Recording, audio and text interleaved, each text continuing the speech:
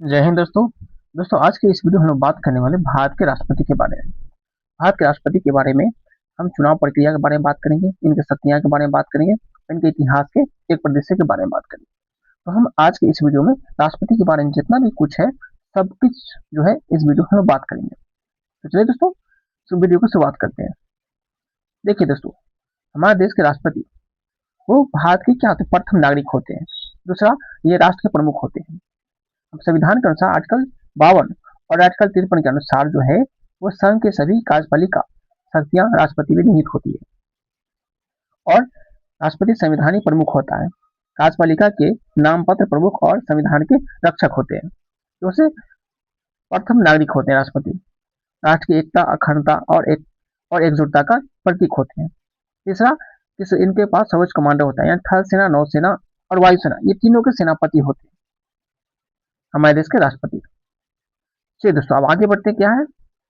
देखिए, अगर किसी को राष्ट्रपति बनना हो उनके लिए योग्यता क्या होना चाहिए, तो आर्टिकल 58 यानी अनुच्छेद 58 के अनुसार जो है इनके योग्यता के बारे में दिया गया, अनुच्छेद 58 दिया गया। अभी क्या क्या योग्यता है देखिए।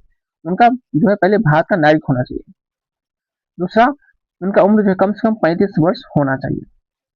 तीसरा है कि लोकसभा सदस्य बनने की योग्यता होना चाहिए। तीसरा, उनके लाभ का पद न हो।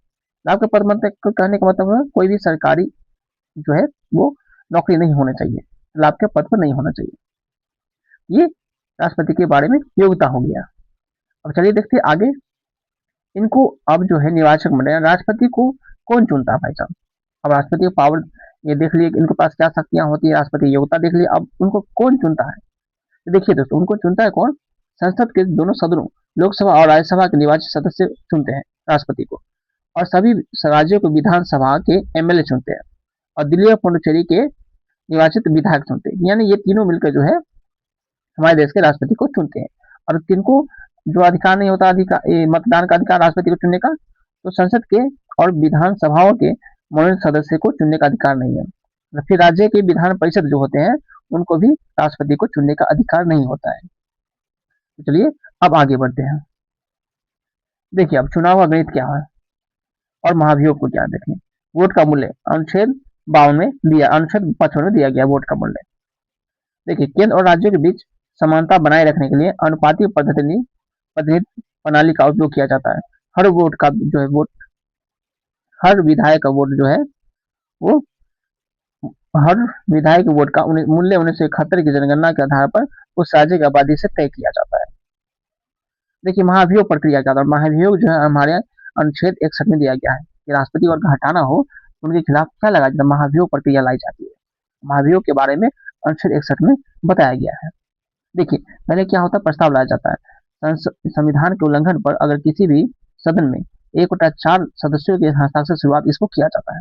अगर किसी राष्ट्रपति को हमको महाभियोग लाना है तो शुरुआत किया जाता है 1/4 सदस्यों से हस्ताक्षर से इसको शुरुआत किया जाता है।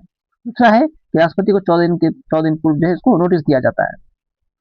तीसरा है कि 2/3 बहुमत से इसको प्रस्ताव को पारित करना होता है। और चौथा प्रक्रिया है जांच और दूसरा सदन। दूसरा सदन जांच करता है, यदि वह भी 2/3 बहुमत से अगर पारित कर देता है तो पद से राष्ट्रपति को हटाया जा सकता है। समझ गए होंगे। अब चलिए देखते हैं आगे। देखिए, अब इनका शक्ति, राष्ट्रपति के पास क्या शक्ति होती है। देखिए, पहला होता है उनका कार्यकारी शक्ति कहते हैं, यानी सभी प्रमुख नियुक्तियां करते, पीएम को करते, राज्यपाल व चुनाव आयुक्त को राष्ट्रपति ही नियुक्त करते हैं। दूसरा होता है सैन्य पावर, मिलिट्री पावर होता है। युद्ध और शांति की घोषणा जो है वो राष्ट्रपति के द्वारा ही किया जाता है। तीसरा राजनयिक, डिप्लोमेटिक पावर होता है राष्ट्रपति के पास। अंतर्राष्ट्रीय संधियां हो गया, राजदूतों की नियुक्ति, जो राजदूत होते हैं उनको भी नियुक्ति राष्ट्रपति ही करते हैं। तीसरा है विधायी शक्ति। आगे है विधायी शक्ति, यानी संसद सत्र बुलाना होता है और कानून को मंजूरी देना, यह राष्ट्रपति को ही काम होता है। संसद का सत्र बुलाना ये राष्ट्रपति का ही काम होता है। और आगे है वित्तीय शक्ति, उनको फाइनेंशियल पावर, जैसे धन विधेयक हो गया और बजट की पूर्व स्वीकृति, ये राष्ट्रपति के ही आदेश पर लाया जाता है। जैसे बजट को लाना हो तो राष्ट्रपति के आदेश पर ही लाया जाता है। फिर आगे है न्यायिक शक्तियां, जुडिशरी पावर होता है। सुप्रीम कोर्ट और हाई कोर्ट जजों की नियुक्ति, समाधान ये राष्ट्रपति के हाथ में होता है। सुप्रीम कोर्ट का जज को नियुक्त करना हो, या फिर उनको हाई कोर्ट का जज को नियुक्त करना हो, या फिर किसी को माफी करना हो किसी भी सजा का, तो राष्ट्रपति के पास ये पावर होता है। चलिए दोस्तों, अब आगे बढ़ते हैं। विधायी सत्ता है, वीटो और अध्यादेश। देखिए, विधायी सत्ता में विधायी शक्तियां जो एक वीटो और अध्यादेश है। देखिए, जब कोई बिल राष्ट्रपति के पास आता है तो उनके पास तीन ऑप्शन होते हैं। पहला, वो अगर वो स्वीकृत कर, यानी बिल तुरंत कानून बन जाता है। अगर स्वीकृत कर लेते हैं, एक्सेप्ट कर लेते किसी बिल को, तो बिल बन जाता है। दूसरा होता है उनके पास शक्तियां तो पॉकेट वीटो, कोई भी समय में सीमा न होने के कारण बिल को अनिश्चित काल के लिए अपने पास रखना। अगर कोई स्वीकृत नहीं करना हो तो वो अपने पास रख लेते हैं, यानी उसे बोलते हैं पॉकेट वीटो, यानी उस पर सहमति नहीं देते, वो अपने पास रख लेते हैं।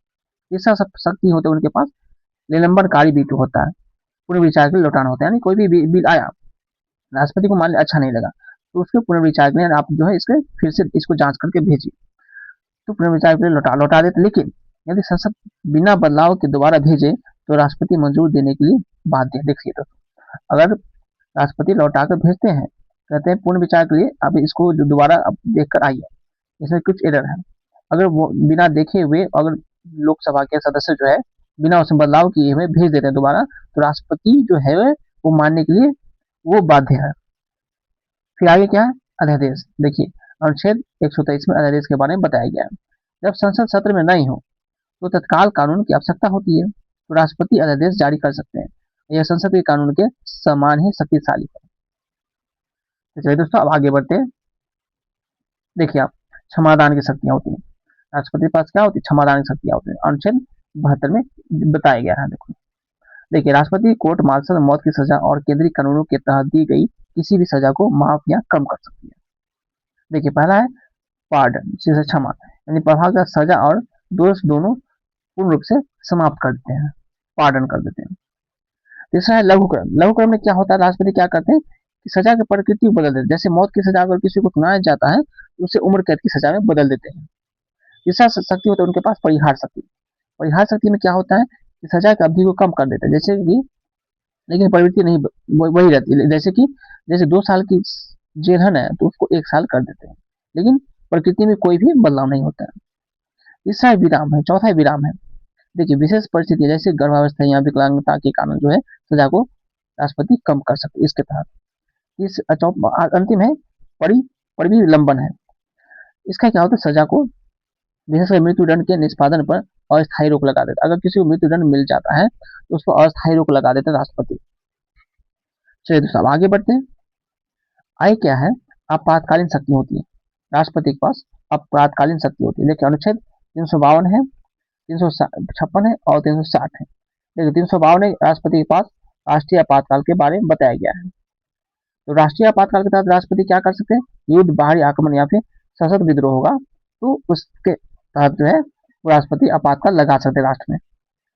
फिर राज्य की शक्तियां केंद्र के पास आ जाती है। उस समय क्या होता है, और जब आपातकाल राष्ट्रपति लगा देते हैं तो राज्य की शक्तियां जो है वो केंद्र के पास आ जाती है और मूल अधिकार जो है वो सीमित हो जाता है, निलंबित हो जाता है।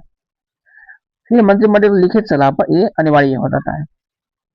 अब देखिए, अनुच्छेद 356 में राष्ट्रपति शासन लागू हो जाता है। जब सरकार जो है, राज्य सरकार असंवैधानिक प्रावधानों के अनुसार काम करने पर विफल रहे तो तब क्या लाया जाता है, राष्ट्रपति शासन उस राज्य में लग जाता है। और कोई राज्य संविधान के अनुसार काम नहीं कर रहा है तो उस राज्य में राष्ट्रपति शासन लागू हो जाता है।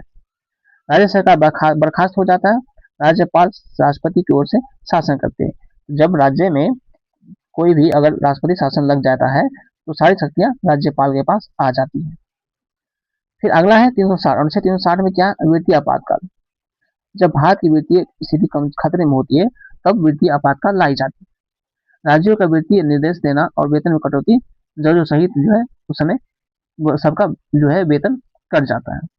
और अभी तक भारत में वित्तीय आपातकाल नहीं अभी तक लागू हुआ है, नहीं अभी तक लगा है, ठीक है ना।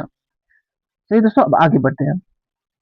देखिए, आगे है दोहरी कार्यपालिका, राष्ट्रपति बनाम प्रधानमंत्री। अब देखिए, राष्ट्रपति और प्रधानमंत्री अंतर देखते हैं। देखिए, अनुच्छेद 74 स्पष्ट करता है कि राष्ट्रपति की सहायता और सलाह के लिए प्रधानमंत्री के नेतृत्व में एक मंत्रिपरिषद होगा। देखिए, राष्ट्रपति और प्रधानमंत्री भूमिका क्या होती है, तो राष्ट्रपति की भूमिका होती है राष्ट्र के प्रमुख होते हैं, लेकिन प्रधानमंत्री होते हैं सरकार के प्रमुख होते हैं, ठीक है ना। और अधिकार, राष्ट्रपति के पास क्या अधिकार होता है, नाम मात्र औपचारिक प्रमुख होता है, लेकिन वास्तविक पावर होता है, जो अधिकार होता है वो प्रधानमंत्री के पास होता है। फिर चयन की, देखिए, राष्ट्रपति का जो निर्वाचक मंडल द्वारा अप्रत्यक्ष चुनाव होता है। राष्ट्रपति का जो है यानी डायरेक्ट पब्लिक नहीं करती है, अप्रत्यक्ष होता है, इनडायरेक्ट होता है। फिर प्रधानमंत्री लोकसभा बहुमत दल का नेता होता है, लोक प्रधानमंत्री क्या होता है, लोकसभा में बहुमत दल का क्या होता है, वो नेता होता है। अब आगे देखिए, आएगा निर्णय लेना। राष्ट्रपति जो है मंत्रिपरिषद की सलाह पर कार्य करने के लिए बाध्य होते हैं। अब प्रधानमंत्री जो है वो नीतियां और निर्णय स्वयं मंत्रिपरिषद के साथ तय करते हैं। ये देख लीजिए हम लोग राष्ट्रपति और प्रधानमंत्री के बीच में क्या अंतर होता है। अब आगे बात करते हैं सत्ता के राष्ट्रपति भवन के बारे में जान लेते हैं। देखिए राष्ट्रपति भवन जो है वो एडविन लुटियंस और हर्बर्ट बेकर द्वारा डिजाइन किया गया था। 1912 में इनको शुरू हुआ था और 1929 में ये पूरा हो गया था।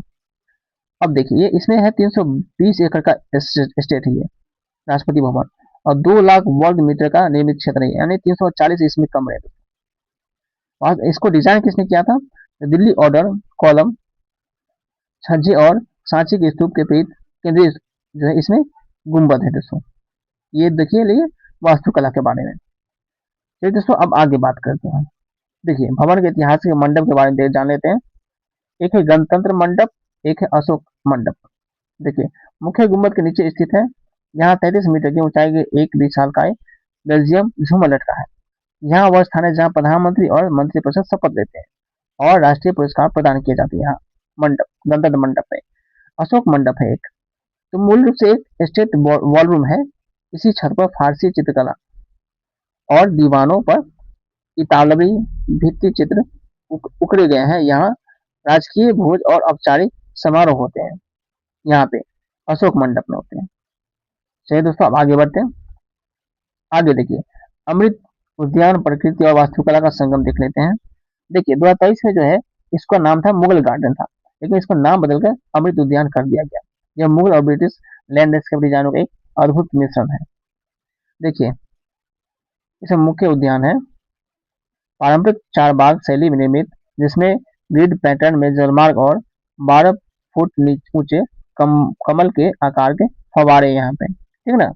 फिर लॉन्ग गार्डन है, 12 फुट ऊंची दीवारों से घिरा यह है और क्षेत्र मुख्य रूप से एक सुंदर गुलाब वाटिका है यहाँ पे लॉन्ग गार्डन में। तीसरा है हर साल जो है उद्यानोत्सव के दौरान जो है फरवरी मार्च में इसे जनता के लिए खोला जाता है इसको, ठीक ना।